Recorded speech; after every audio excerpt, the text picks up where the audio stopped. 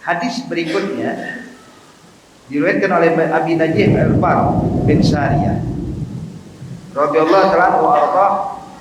Beliau menyatakan bahwa Nabi Muhammad suatu hari pernah memberikan kami nasihat, mau'izatul hasanah, yang mana nasihat Nabi ini beda dari sebelum-sebelum.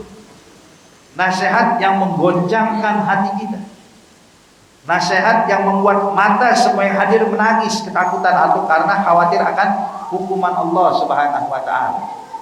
Jadi semua orang yang hadir itu waktu Nabi lagi memberikan nasihat, semuanya pada taubat, pada menangis semuanya. Dan kata Irfan, maka terus terang kami merasakan di mau'izah nasihat Nabi hari ini beda dari sebelumnya. Maka kami pun berkata kepada Rasulullah, ya Rasulullah, ka'annaha mau'izatul muwaddi'. Wahai Nabi Muhammad, kayaknya nih yang kita pahami nasihat yang baru kau sampaikan nih adalah nasihat perpisahan dengan kita. Jadi sahabat terasa kayaknya Nabi Muhammad bentar lagi bakal meninggalkan kita.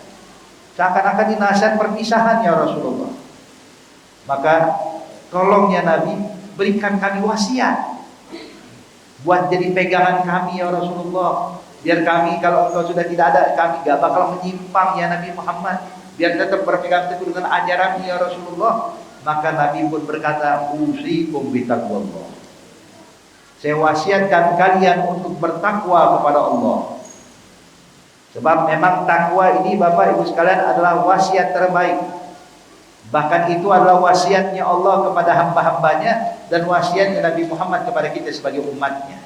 At-taqwa, yang mana pengertian takwa itu selalu disampaikan hadirin hadirat yang dimuliakan Allah oleh para ulama kita adalah al-imtisal atau imtisal bi awamirillah wa ijtinabin nawahi, melaksanakan semua perintah Allah dan meninggalkan larangan-larangan Allah dengan penuh pengagungan kepada Allah. Jadi bukan cuma ngamalin kewajiban, ninggalin hal yang haram tapi tanpa ta'zim. Takwa sesungguhnya itu menjalankan perintah Allah dengan ta'zim, dengan rasa menghargai dan menghormati Allah, mengagungkan Allah. Meninggalkan maksiat dengan rasa takut pada Allah. Kalau sekarang Bapak Ibu sekalian, kayak kita sekarang nih, kita nggak lagi menjudi. Artinya kita sedang lagi meninggalkan maksiat saat ini. Cuman apakah ini diartikan takwa ketika lagi nonton TV, lagi duduk ngobrol, kita lagi gak maksiat? Apakah ini dinamakan takwa? Lah, takwa itu meninggalkan maksiat dengan ta'zim, dengan rasa takut pada Allah. Ini baru takwa. Jadi hadirin, pengertian takwa kalau kita artikan kembali, menjalankan semua perintah Allah dengan pengagungan kepada Allah dan meninggalkan semua larangan Allah karena takut pada Allah. Ada takwa. Nabi katakan usikum bitaqwallah. Saya wasiatkan kalian hai umatku untuk bertakwa kepada Allah Subhanahu wa taala. Kemudian yang berikutnya wasam'i wat ta'ah wa in ta'ammar 'alaikum 'abdun. Dan saya perintahkan kalian atau saya wasiatkan kalian, kata Rasulullah, untuk sama wa ta'ah, patuh, nurut, ya.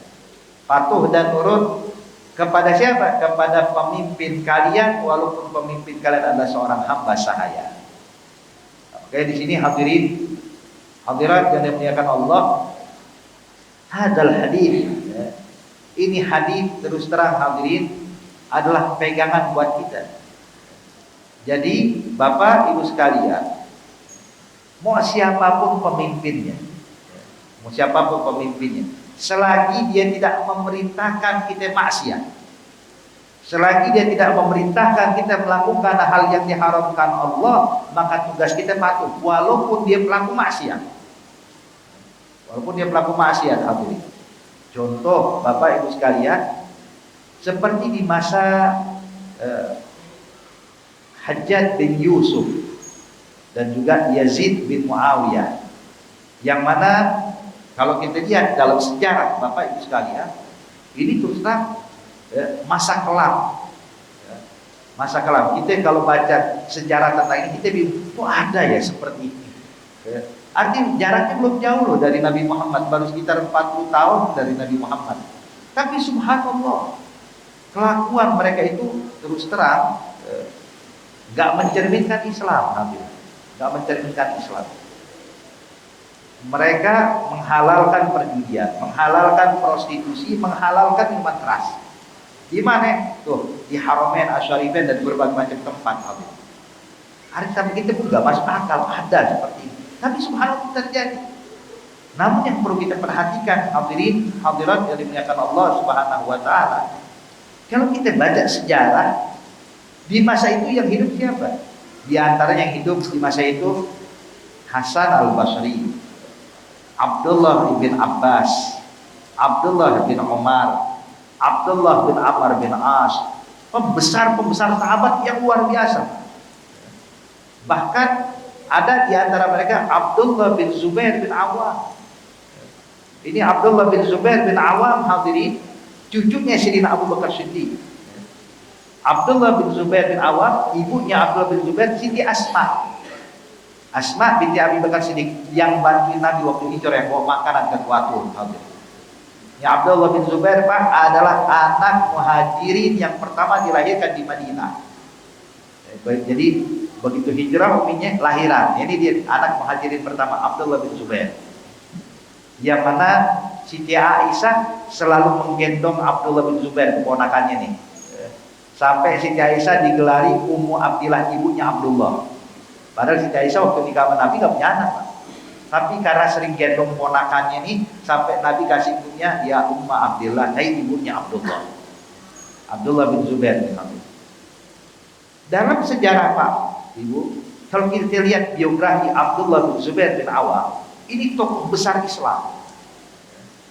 Beliau kalau sholat saking khusyuknya dalam sholat nggak bergerak badannya, sampai kadang-kadang burung hinggap di atas kepalanya. Sebab burung nggak nyangka ini manusia, burung nyangka ini bongkahan kayu, hadirin. Kadang hinggap di kepalanya. Coba kalau kita ada burung berada dekat dari kita, walaupun kita berusaha khusyuk, burung juga tahu ini manusia. Tapi Abdullah bin Zubair Pak, subhanallah, itu pernah waktu Hajjaj bin Yusuf melontarkan manjani ketapel yang besar untuk merobohkan benteng daripada kota Mekah. Kalau itu kota Mekah masih ada bentengnya, hadirin.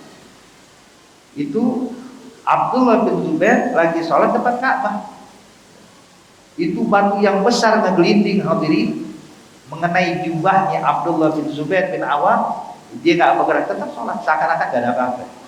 Yang kena Ka'bah, sampai Ka'bah tuh udah hampir rubuh, hadirin. Cuman yang menarik di sini Bapak Ibu sekalian, yang menarik, sebelum kejadian itu, Hajjaj bin Yusuf datang Pak ke Mekah, datang ke kota Mekah, mengumpulkan orang-orang yang bertugas di kota Mekah, diantaranya Abdullah bin Zubair. Pas datang waktu sholat, Hajjaj jadi imam, Abdullah bin Zubair jadi makmum. Sudah, artinya kalau kita perhatikan, itu masih hidup Hasan Al-Basri.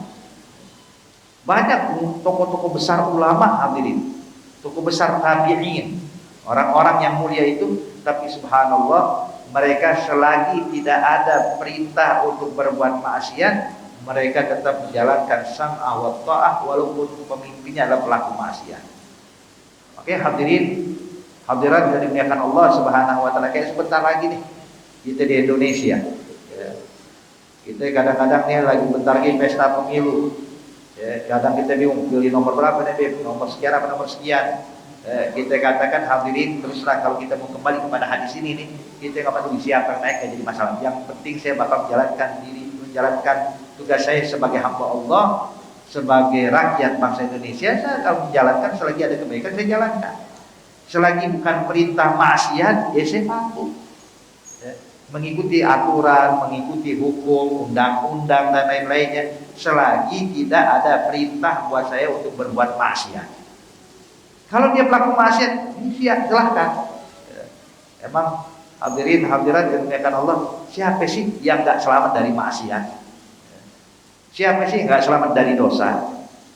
Kita kadang-kadang bisa menghukumkan pulang pelaku maksiat, terus kita apakah nggak pernah maksiat sama sekali?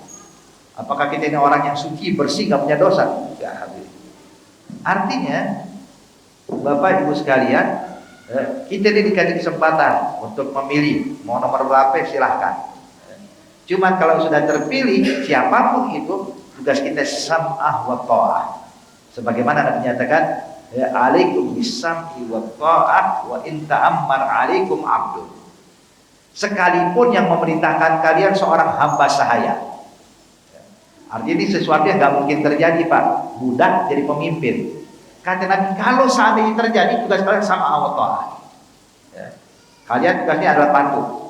Sebab ketika kita tidak mematuhi dan kita memberontak dan lain-lainnya, hadirin, maka dampaknya akan jauh lebih buruk. Jauh lebih buruk. Jadi kita lihat pelajaran, makanya ulama-ulama yang datang dari Irak, yang datang dari Syam, yang datang dari Yaman, yang datang dari berbagai macam tempat, Pak. Itu kalau mereka datang nih kepada kita nih, orang-orang Indonesia, selalu mereka bilang, orang kalian dalam nikmat banget udah. Contoh negara kita ketika kami berontak atas pemerintahan yang sah, maka sampai sekarang kita nggak bakal bisa merasakan kumpul lagi seperti ini nih. Hadirin, hadirat yang dimuliakan Allah, contoh ada satu ulama di Syam sana.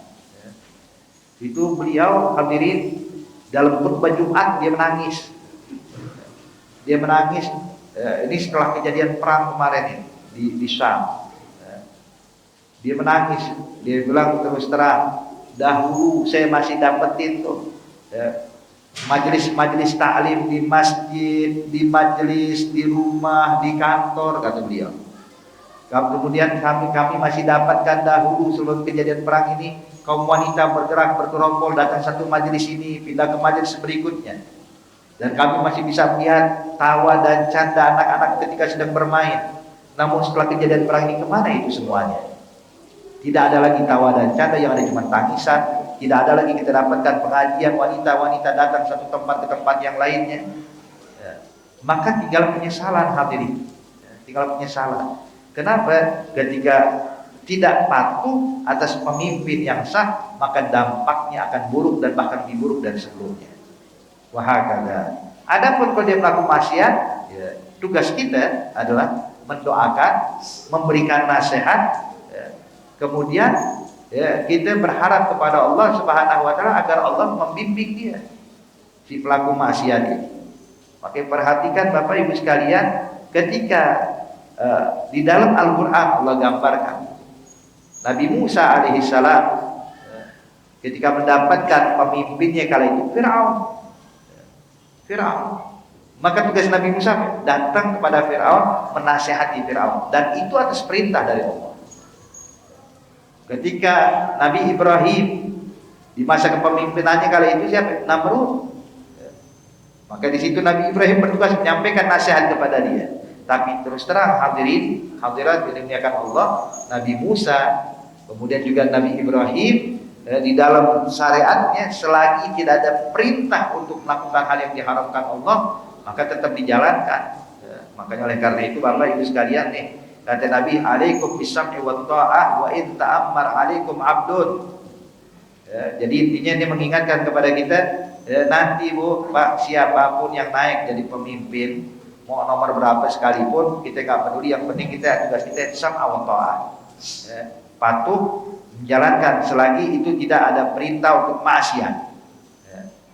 Kalau dia perintahkan kita maksiat, ayo tinggalin sholat, berontak boleh. Dilarang sholat Jumat, itu boleh. Dilarang ini, melakukan kebaikan ini, nggak apa-apa. Tapi selagi tidak, kalau di urusan maksiat, urusan dia dengan Allah Subhanahu wa taala.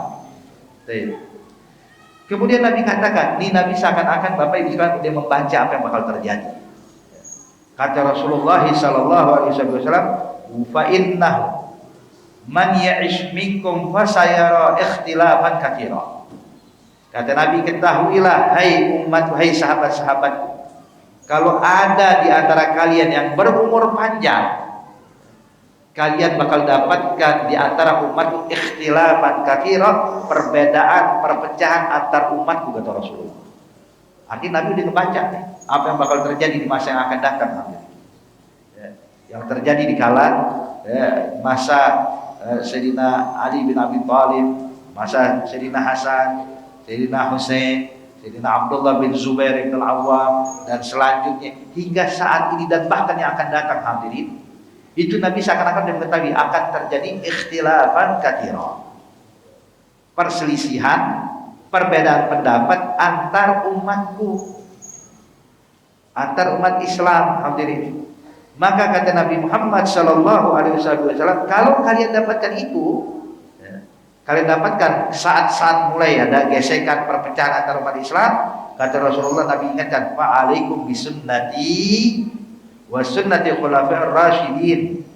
Maka tugas kalian kembali kepada sunnah, kembali kepada sunnah para khulafa'ur rasyidin, ajaran yang dibawa para khulafa'ur rasyidin. Siapa itu? Itu Sayyidina Abu Bakar Siddiq, Sayyidina Umar ibn al-Khattab, Sayyidina Utsman ibn Affan, Sayyidina Ali bin Abi Thalib.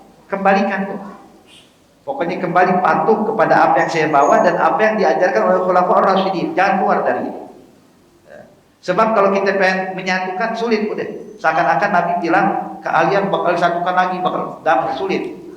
Cuma Nabi ingatkan kepada kita, kalau kalian dapatkan masa-masa itu, maka kembalilah kepada ajaranku, kata Rasulullah. Ya. Kembali merujuk pada apa yang aku bawa, kata Rasulullah SAW. Abdu 'alaiha bin nawajid. Pegang teguh. Sampai Nabi bilang, ngasih gambaran bukan pegang teguh, Pak. Gigit. Abdu, gigit dengan nawajid, dengan gigi geraham kalian. Artinya kalau gigit dengan gigi geraham dia sulit lepas. Artinya pegang benar-benar. Jangan sampai lepas nih ajaranku, kata Rasulullah. Biarkan yang terjadi. Tugas kita kembali kepada Allah, kembali kepada ajaran Nabi Muhammad sallallahu alaihi wasallam. Hakala. Jadi jangan sampai kita justru terbawa dengan apa yang terjadi, hadirin, sehingga kita mulai meninggalkan sunnah, meninggalkan ajaran Nabi Muhammad, mulai kita beristihad dengan apa yang kita mau walaupun itu bertentangan dengan syariat. Jangan. Apalagi kalau dia bilang, ini yang saya sampaikan ini kayaknya lebih benar, lebih cocok untuk zaman kita dibandingkan apa yang disampaikan Nabi Muhammad. Oh, ini bahaya, Pak.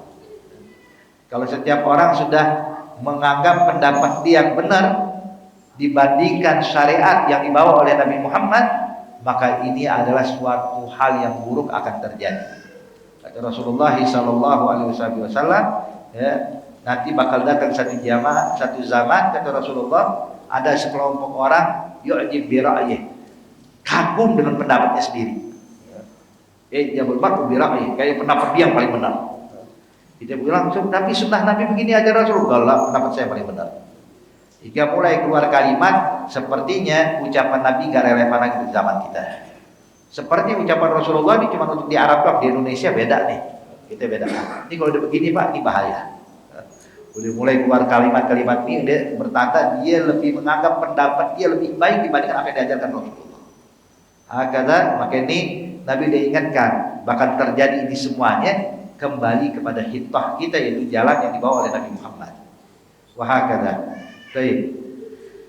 Dan di dalam riwayat hadis yang lainnya juga Nabi mengingatkan kepada kita bahwasanya menghidupkan atau kembali kepada masa-masa, kalau kita dapatkan masa-masa orang-orang udah mulai kagum dengan pendapatnya, kemudian udah orang-orang memiliki sifat kikir dan pelit dan lain-lainnya, maka kata Rasulullah, alaikum bihuwaisah nafsik.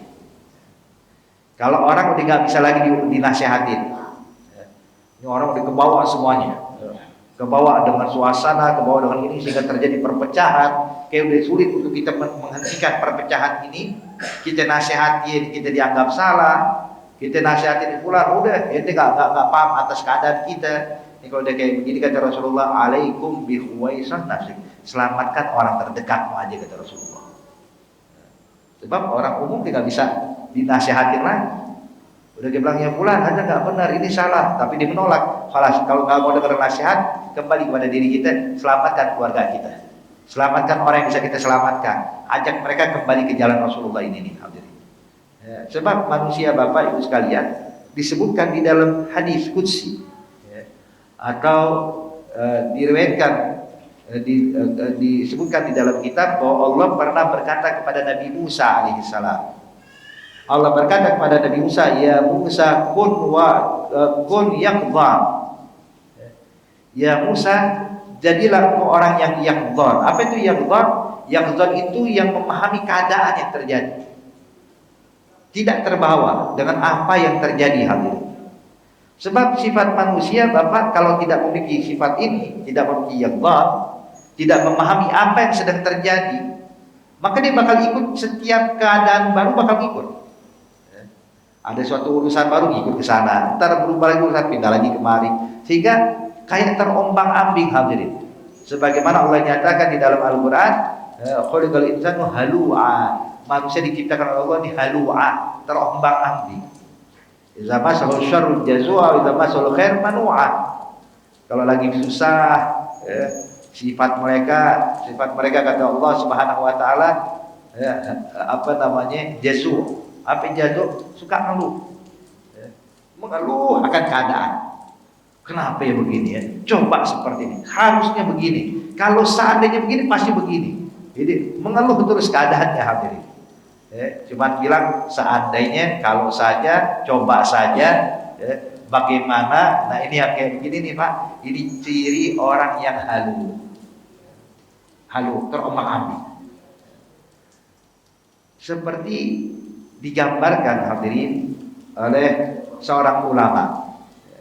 Jadi orang yang gak punya yaqzan, yang gak bisa membaca situasi, memahami keadaan kondisi yang sedang terjadi, yang gampang terbawa arus, pokoknya setiap ada masalah ikut terus.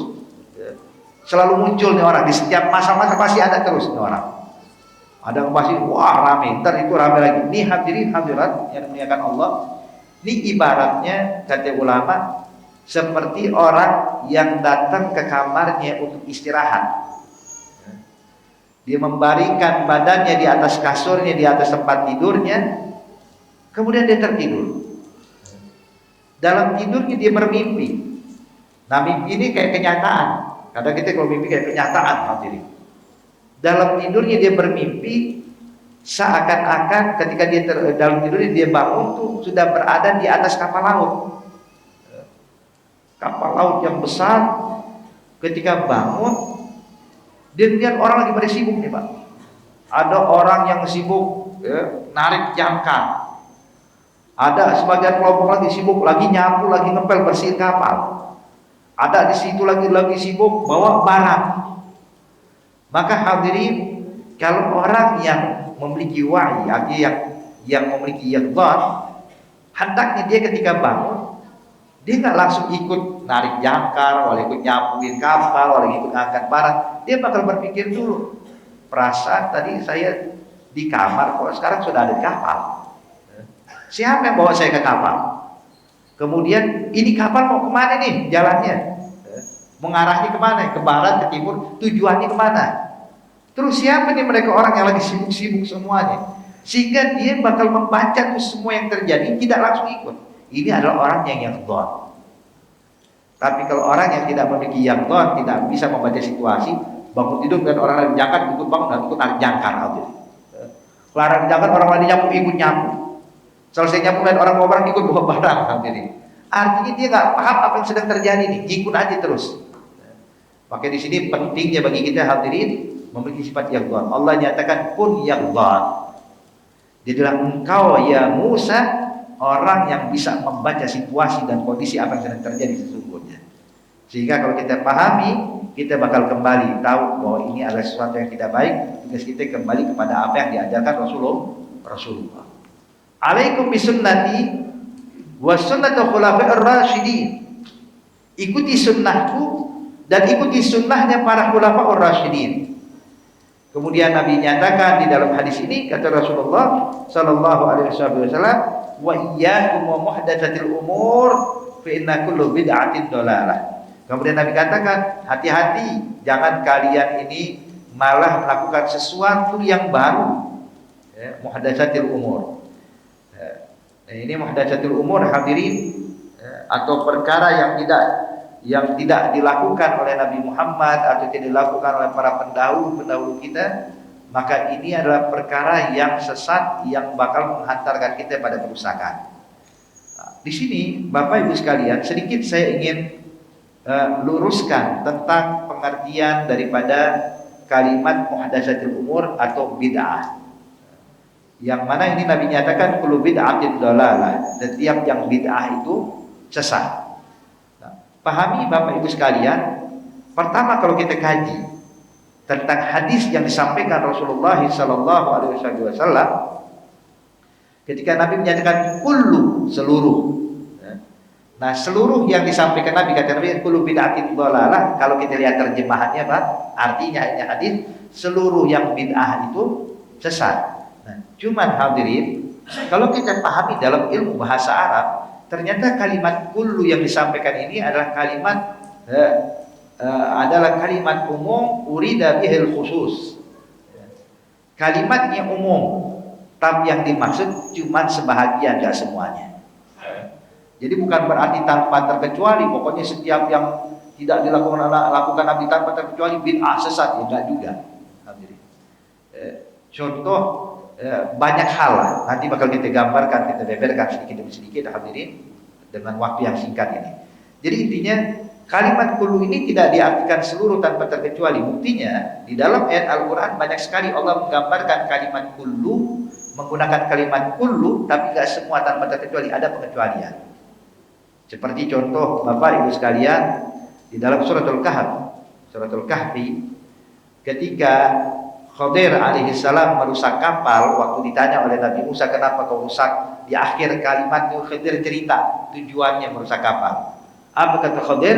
Kata Khadir alaihissalam, dia nyatakan inna wara'ahum malikun ya'khudhu kulla safinatin ghasba.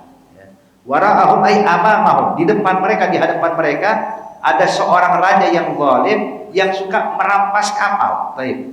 Yang dirampas kapal yang baik atau kapal yang buruk? Yang baik.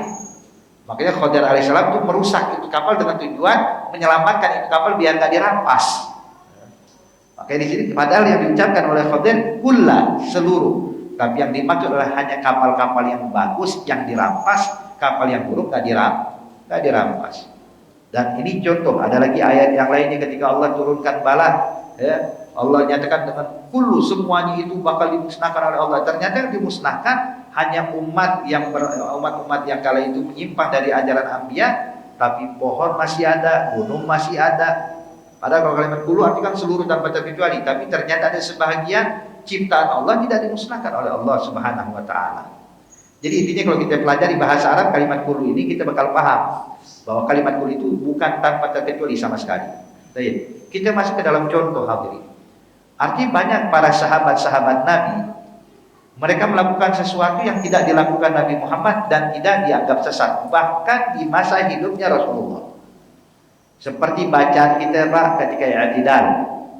Kita baca Rabbana walakal hamd mil'us samawati mil'ul ardu mil'u ma syi'ta min syai'in ba'd, dan selanjutnya. Ini bacaan hadirin, hadirat dimuliakan Allah, itu yang membaca pertama kali sahabat, bukan Rasulullah. Makanya ketika Nabi ini lagi sholat, ada satu sahabat Pak datang terlambat, ya. Datang terlambat, begitu dapetin Nabi lagi rukuk, maka dia bilang alhamdulillah, saya dapetin 1 rakaat sama Nabi, rukuk. Begitu Nabi i'tidal, maka untuk mengucapkan rasa syukur yang mengatakan Rabbana lakal hamd, Maha suci Kau ya Allah, bagimu semua kepujian untuk memenuhi mil as-samawati wal ardi wa ma syi'ta min syai'in ba'd. Semua ini pujian saya berikan kepadamu. Kenapa? Saya bisa dapetin 1 rakaat sama Nabi Muhammad. Maka Nabi selepas salam nanya, tadi siapa yang baca Rabbana walakal hamd? Artinya apa Nabi bertanya? Berarti sahabat gak baca itu kala itu. Bahkan Rasulullah pun juga mengajarkan ini pada para sahabat. Maka Nabi tanya, siapa yang tadi membaca Rabbana walakal hamdu minas samawati wal ardi mil syi'ta min syai'in ba'd? Maka sahabat ini berkata, "Qal ana ya Rasulullah." Kata Nabi Muhammad, tahukah engkau bacaan yang barusan kau baca tadi itu membuat 7 atau sekian malaikat mencatat pahalanya, sampai sekarang belum kelar nih pahalanya. Terus ditulis oleh para malaikat-malaikat Allah. Artinya sesuatu yang dilakukan di masa Nabi tapi tidak dipungkiri oleh Rasulullah. Dan itu yang kita baca sampai saat ini. Nah, banyak lagi hadir di masa Sayyidina Abu Bakar Siddiq. Apa yang dilakukan Abu Bakar Siddiq? Di antaranya Bapak Ibu sekalian adalah memerangi mani'uz zakah. Memerangi orang yang nggak keluarin zakat. Di masa Rasulullah nggak ada Nabi perangin orang yang nggak keluarin zakat, Pak. Yang diperangi sama Rasulullah sampai orang-orang kafir harbi. Tapi di masa Sayyidina Abu Bakar Siddiq perangi orang yang nggak keluarin zakat. Nah, kemudian Sayyidina Abu Bakar Siddiq mengumpulkan Al-Quran jadi mushaf, jadi kitab. Yang dahulu kala itu Al-Quran di masa Rasulullah itu para sahabat nulisnya ada di pelepah kurma, ada yang dicari di kulit, ada yang di kain, terpisah-pisah. Sayyidina Abu Bakar Siddiq lihat ini kalau saat ini nggak dikumpulkan jadi mushaf, takut hilang. Ya. Apalagi banyak para hufadzul Quran dan mulai banyak yang meninggal karena jihad dan lain-lainnya karena tua dan usia. Maka Sayyidina Abu Bakar Siddiq mengumpulkan itu ditulis jadi satu mushaf. Di zaman Sayyidina Abu Bakar Siddiq. Zaman Sayyidina Umar bin Al-Khattab banyak hal seperti pelaksanaan sholat tarawih 30 hari berturut-turut di masjid. Padahal kalau kita lihat dalam sejarah Rasulullah melakukan sholat tarawih di masjid dalam satu bulan itu cuma 3 kali doang, Pak. Itu pun cuma sekali-sekalinya Rasulullah. Tapi kita melakukan sholat tarawih di tiap hari di masjid, tiap malam di bulan Ramadan, tiap malam di masjid. Ini saya mengajarin Sayyidina Umar bin Al-Khattab dan kita lakukan. Kemudian zaman Sayyidina Utsman bin Affan, beliau menuliskan Al-Quran lagi tuh, dibentuk dengan mushaf Utsmani yang kita kenal. Jadi penulisan yang kedua kali. Cuma di masa Sayyidina Utsman bin Affan ini itu lebih detail lagi penulisannya, hadirin. Apa yang maksud lebih detail? Itu Sayyidina Utsman menuliskan Al-Quran sehingga bisa dibaca dengan 7 qiraat yang berbeda-beda. Kalau zaman Sayyidina Abu Bakar Siddiq cuma satu tulisan doang, tapi zaman Sayyidina Utsman dengan 7 qiraat. Sehingga apapun qiraahnya bisa membaca Al-Quran yang ditulis oleh Sayyidina Utsman, maka dikenal dengan mushaf Utsman. Maka perhatikan Bapak Ibu sekalian, seperti kita tahu di dalam di dalam tulisan bahasa Arab, sholat itu Pak, sholat itu kan hurufnya shad, lam, alif, ta marbutah. Shad, lam, alif, ta marbutah. Namun kalau kita buka Al-Quran mushaf, apalagi kalau cetakan yang dulu nih, Al-Quran yang dicetak di Indonesia Pak, itu mushaf Utsmani. Itu kalau kita lihat tulisan sholat Pak, tulisannya shad, lam, alif, bukan alif, shad, lam, waw, kemudian ta marbutah. Tapi kita baca sholat, bukan sholau, tapi kita bilang sholat. Kenapa ditulis seperti itu? Sebab di masa Sayyidina Utsman ada qiraat yang cara bacanya bukan sholat, tapi bacanya sholau. Jadi beliau Sayyidina Utsman lebih mengutamakan tulisnya pakai huruf waw. Biar kenapa? Biar qiraat sholat bisa baca dengan benar. Sedangkan terus kita gimana kalau kita baca di sholat? Ada pendapat dalam Qaidatul Lughatul Arabiyyah bahwa huruf mat fungsinya sama, mau tulis alif, mau tulis waw, mau tulis ta, mau tulis huruf ya, intinya semua huruf mat maknanya sama. Jadi walaupun ditulis waw, baca tetap sholat. Tuh lihat kehebatan masa Sayyidina Utsman. Ini tidak dilakukan di masa Rasulullah, tapi Sayyidina Utsman lebih mementingkan ini. Kenapa? Khawatir Al-Quran bakal habis. Makanya Al-Quran yang ada hadirin, yang kita baca, yang ada di masjid saat ini nih, kita baca di bulan Ramadan, ada di rumah kita, itu di masa Rasulullah nggak ada Pak. Di masa Rasulullah tuh lembaran-lembaran, ada di pelepah kurma, di kulit. Tapi lihat berkat jasanya mereka, kita bisa membaca Al-Quran, kita bisa mengkhatamkan Quran, maka kita bisa menghafal Quran. Dan masih banyak lagi hadirin. Dengan ini semua menunjukkan kepada kita bahwa bid'ah yang sesat ini adalah bid'ah yang tidak sesuai dengan apa yang disampaikan Allah dan apa yang disampaikan Rasulullah. Selagi masih merujuk kepada Al-Quran dan hadis, walaupun sesuatu yang baru, maka tidak dinyatakan sesat, justru dinyatakan suatu kebaikan. Insya Allah yang kita sampaikan bisa bermanfaat. Semoga Allah Subhanahu wa Ta'ala membimbing kita, mengarahkan kita ke jalan yang diridhoi oleh Allah. Amin ya rabbal alamin. Dan juga sebelum saya tutup hadirin, di sini saya ingin mengundang kepada antum sekalian, Bapak Ibu sekalian, hadirin hadirat yang dimuliakan Allah, untuk menghadiri daripada perayaan Maulid yang bakal kita buat di Majelis Taklim Riyadhul Jannah. Insyaallah tanggal 20 Januari. Tanggal 20 Januari hari Sabtu malam Ahad di Joglo, di Majelis Taklim Riyadhul Jannah belakang SPBU Joglo. Ini undangan buat antum sekalian. Silahkan juga sampaikan pada yang lainnya. Tanggal 20 Januari Sabtu malam Ahad, kita mulai dari maghrib sampai selesai. Jadi bantu sebarkan, silahkan sampaikan kepada yang lain. Kita ramaikan untuk sama-sama kita bermunajat pada Allah Subhanahu wa taala agar Allah Subhanahu wa taala memberikan kepada kita keberkahannya, rahmat dan ampunannya. Amin ya rabbal alamin. Al-Fatihah bil qabul wa tabarakul ma'mud. Yaghfir walidina walidikum amwatina amwatikum wa mutal muslimin ajma'in. Ala hadhihi niyatu niyatin salihah wa ila hadratin Nabi Muhammadin sallallahu alaihi wasallam. Al-Fatihah.